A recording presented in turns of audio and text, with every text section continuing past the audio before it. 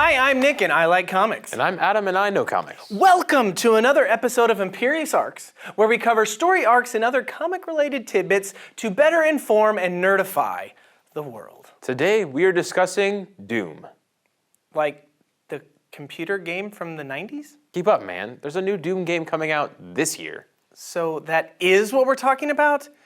Man, we're really going down the crapper. No, we're talking about the traditionally evil scientist / sorcerer who became God during the Secret Wars, and we're going to talk a little bit about his relationship between him and Reed Richards. Right.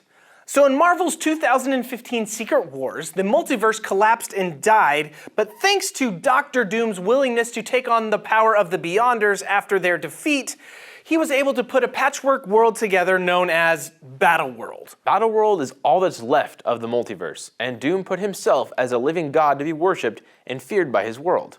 So, the claim is that Doom is omnipotent in this story, which, by definition, means he possesses unlimited power.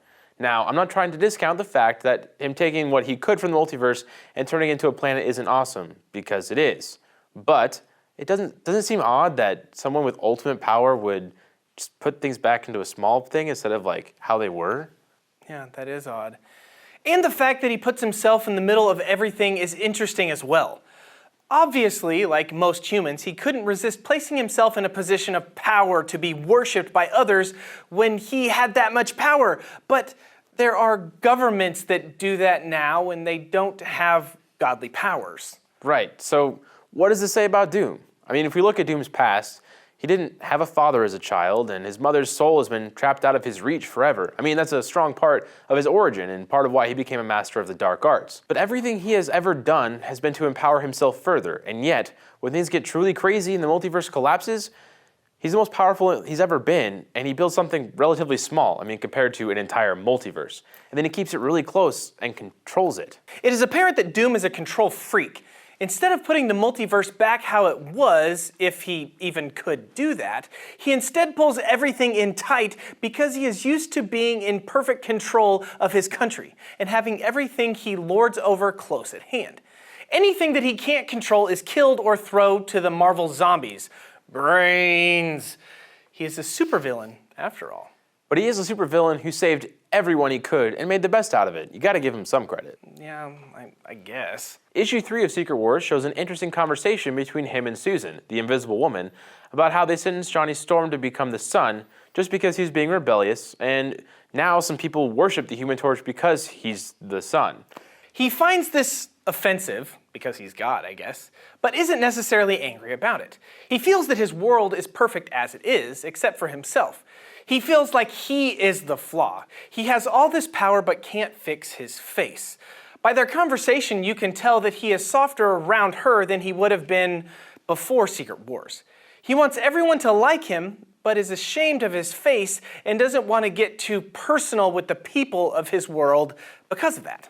It would seem he craves companionship, but also he wants to keep everything just within his control. So Doom takes Reed Richards' family and makes them his own. He always wanted what Reed had, as we mentioned in the last video, because he wasn't able to do that on his own. In issue number 4, Doctor Strange rebels against Doom by scattering the recently arrived Reed Richards and his allies across the world. They talk and Strange tells Doom that he should fear Reed Richards. Then Doom kills Doctor Strange, who seemed to be his best buddy in this world. They would talk about how old friends they were, and unfortunately for Doctor Strange, Doom's need for control and his unwillingness to believe or accept that maybe Reed Richards is his superior makes him extremely violent.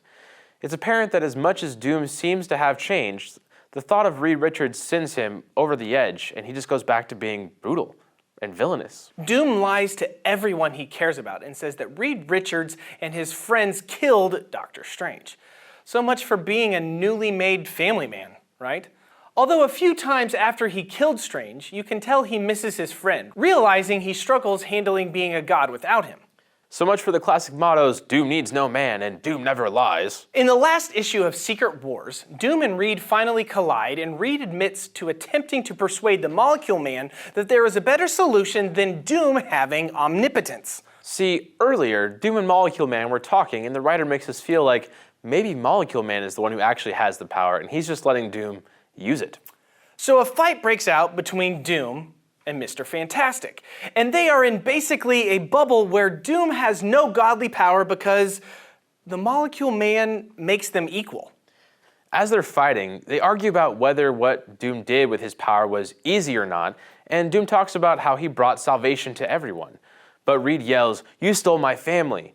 Doom tries to get Reed to see that his family chose Doom because he had done all these great things. Reed acknowledges that Doom is capable of doing good, but that he could have done more. He points out that Doom has made everything and called it his, and he was too afraid of losing things. Doom points out that all of this boils down to the thought that Reed is better than Doom, and that at that moment they both believe Reed would have done a better job with the Beyonder's power, putting the multiverse back together than Doom did. So, Molecule Man makes this happen.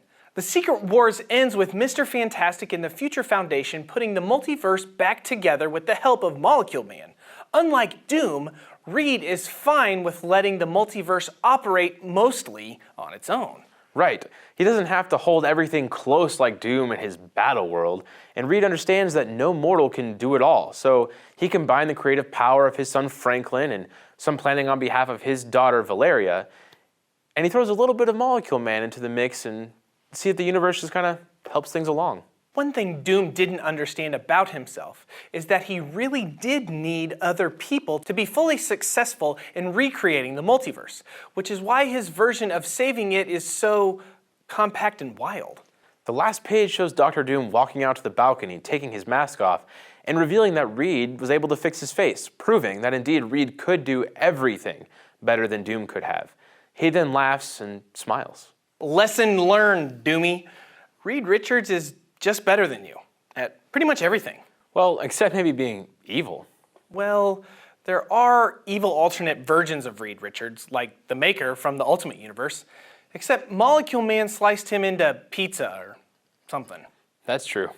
Maybe the evil Reeds are better at it than even Doom. So we can see from Secret Wars that Doom, even with all his power, he still needed people and even had doubts about himself. He knew that Reed, given the same exact omnipotent power, could be more successful at fixing everything.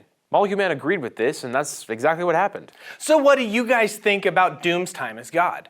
Was he trying his hardest, or do you think he was just too controlling and keeping everything within his grasp? Just feel free to comment below and the thumbs up or thumbs down for our video, and of course, please subscribe to our channel. And as always, you can find us on Facebook, Instagram, and especially Twitter. Until next time, we are just going to think about how much better Mr. Fantastic is than Dr. Doom.